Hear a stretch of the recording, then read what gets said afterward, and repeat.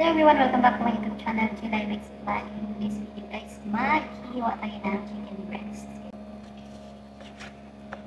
Cubes lang. Ganito sila dito. Pag namili ng chicken breast, hiwain na lahat.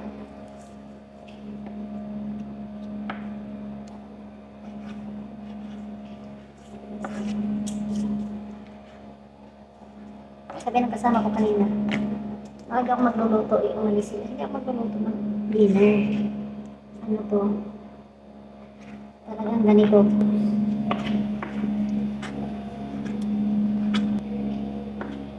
At ito yung sinasahog ko sa mga gulay-gulay na gisa-gisa.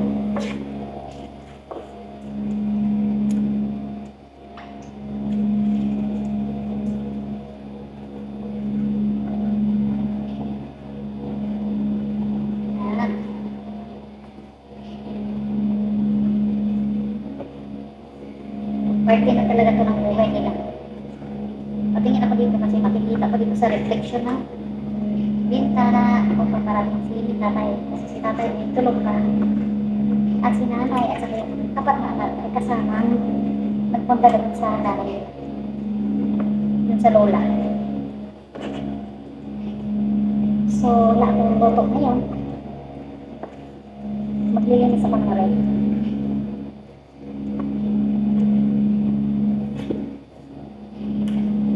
Tapos ko nito, nililinis ko lang.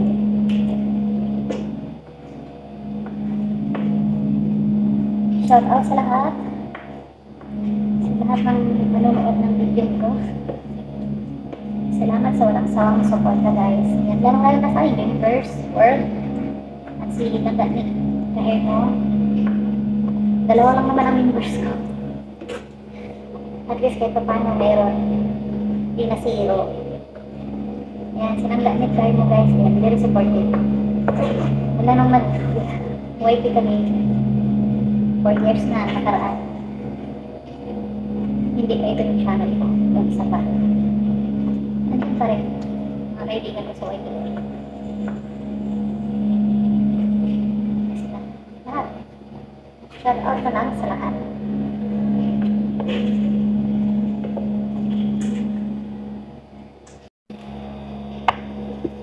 Patago lang ako. Palingon-lingon ako dito kasi makikita ko si tatay.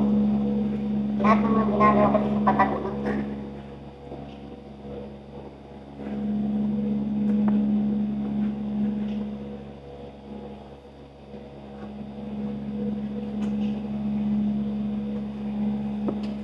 Sige na. Mga contents. Hiwa-hiwa. Video-video.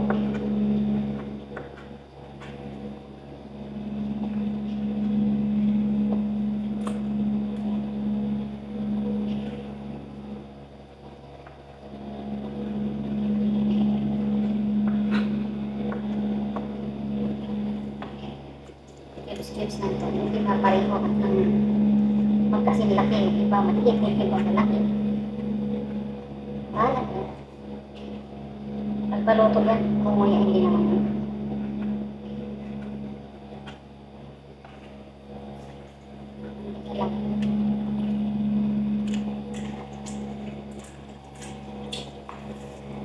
Dalawa na lang pala.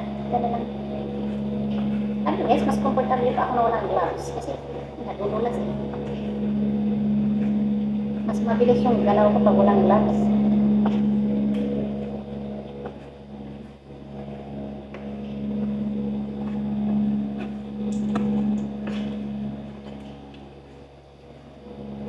So, ganito dito.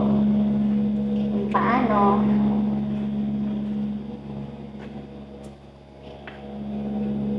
ang paraan. Ano ang paraan?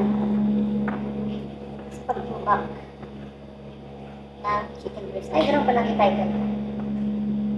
Paraan or paano gawin? Paano gawin? O paano ang paraan sa pag-imbak na chicken breast. Yan siya guys. Yan. So, kuha na ako ng salaan at sasalain ako.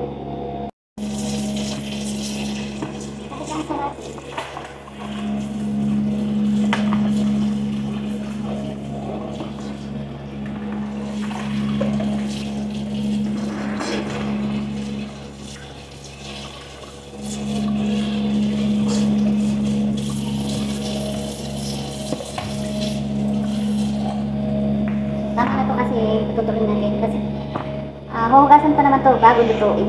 Umiiyak yung baby.